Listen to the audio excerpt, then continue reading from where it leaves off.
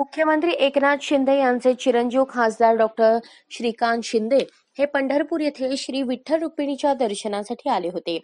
सोलापुरात शिवसेनेच्या पदाधिकाऱ्यांची त्यांनी भेट घेतली.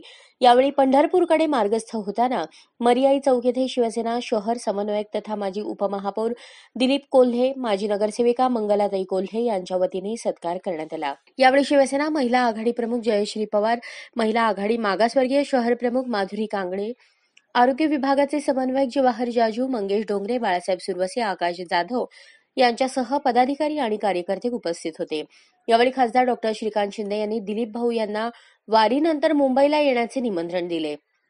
यासह मुख्यमंत्री लाडकी बहीण योजना 2024 आणि मुख्यमंत्री तीर्थदर्शन योजना याचे मोफत शिबिर मिल कामगार चाळ येथे शिवसेना शहर समन्वयक दिलीप कोल्हे यांच्या वतीने घेण्यात आले. या योजनेसाठी मोफत ऑनलाईन फॉर्म भरून घेणे, आवश्यक कागदपत्रांची माहिती देणे, कागदपत्रे उपलब्ध करून देणे यासह सर्व मदतीची व्यवस्था शिबिरा ठिकाणी करण्यात आली होती. दोन्ही योजनेसाठी पात्र उमेदवारांची नोंदणी देखील करण्यात आली. याची माहिती खासदार डॉक्टर श्रीकांत शिंदे यांना देण्यात आली.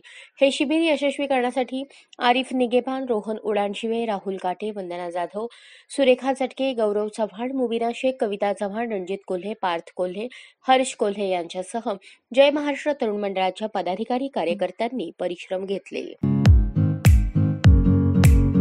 या बातमीपत्राचे प्रायोजक आहेत जय जवान जय किसान सैनिकीय स्कूल, नेहरू नगर, सोलापूर. अशाच नवनवीन अपडेटसाठी जनता राज्य न्यूज चॅनलला सबस्क्राईब करा, लाईक करा आणि शेअर करायला विसरू नका.